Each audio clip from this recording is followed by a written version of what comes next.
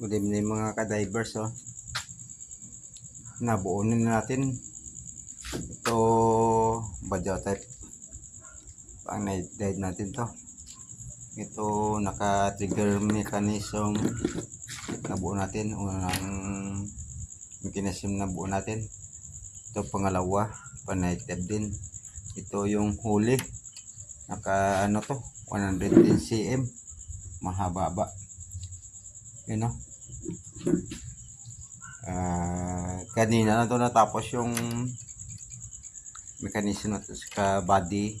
Yung body nakapulo tayo ng scrap na kahoy, inana ito, tapos matibay-tibay ito, mahogany ito, tapos santol, yung